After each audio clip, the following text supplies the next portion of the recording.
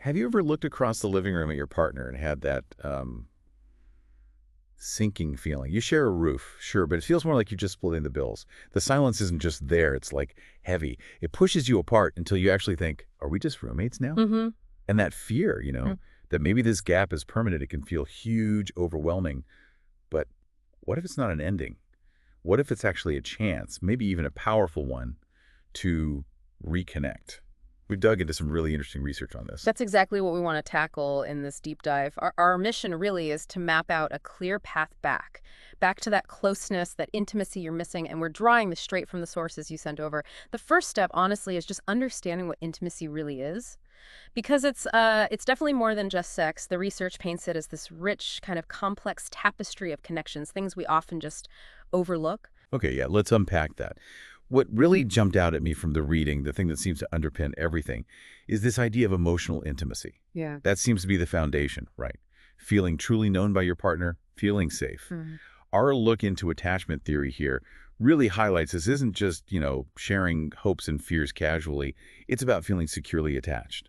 Knowing your partner is your safe place, that consistent source of comfort, especially when things get rough. Exactly. And when that starts to fade, it's not just loneliness that creeps in. One source had a great term for it, the logistical trap. The logistical trap. Okay, tell me more. Well, it described couples who are like masters of coordination, carpools, groceries, bill payments, all perfectly managed, super efficient. Right, running the household like a well-oiled machine. Precisely. But they couldn't tell you what their partner's biggest worry was right now, or, what new thing they're actually excited about. Like, you become these amazing project managers of a life together, but the actual human connection, it gets lost in the shuffle. Wow.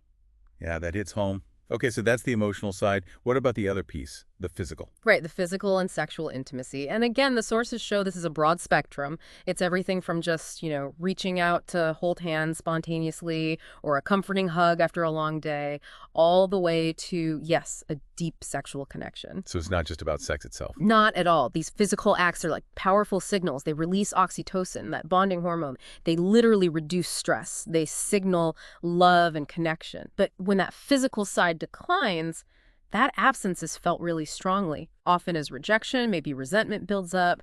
A void in both areas, that emotional closeness and the physical touch, that's what really seems to fuel this drift into becoming, well, roommates. Okay, so let's talk about that drift. You mentioned a slow leak before, which sounds insidious. It's not usually one big thing then. Rarely. That's what's so fascinating and kind of sneaky about it. Our sources point out it's usually a mix of things. Often it starts with just the sheer pace of modern life, right? Basic survival, work, kids, finances. It all demands so much energy. Intimacy gets pushed way down the priority list. It feels like a luxury you don't have time for. Yeah, that makes sense. The tyranny of the urgent. Exactly.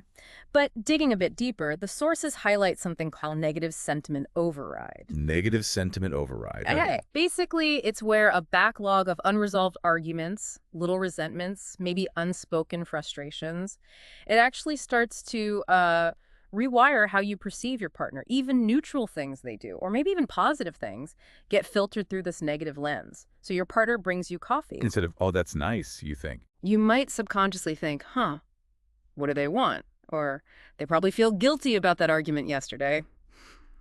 It poisons the well, little by little, erodes trust, kills intimacy, another big driver, poorly communicated needs. When something you genuinely need comes out sounding like an attack, it triggers defensiveness, right? Fight or flight. And vulnerability just shuts down. Okay, so this drift, this negative sentiment overriding, it sounds tough, but not necessarily irreversible. Definitely not irreversible. That's the hopeful part. So if you're listening and feeling this, that roommate vibe, the journey back to being lovers, it takes work, obviously. Patience, effort from both sides. Absolutely. It takes patience and it absolutely takes mutual effort. But the key thing is, the silence doesn't have to win. You can choose to feel it differently. The research offers real, practical ways back. And it seems like rebuilding that emotional side is key. That's what fuels lasting passion, yes. Rebuilding the friendship first, that sense of safety and being seen. It's step by patient step. It isn't always about grand romantic gestures either. It's often about consistently creating those small, micro moments of connection. Micro moments Oh, like, yeah. Like, that knowing glance across a room, sharing a quick silly laugh, taking 5 minutes, just five, to check in about something other than logistics. How are you doing, Hinu? These small, consistent things, they add up, they compound, they slowly start to reverse that negative filter and build back a sense of shared fun, shared purpose, real connection. it's about intentionally crafting that stronger future together. Exactly. Rebuilding friendship, rebuilding safety. So the big question for you listening is, how will you choose to fill the silence in your relationship?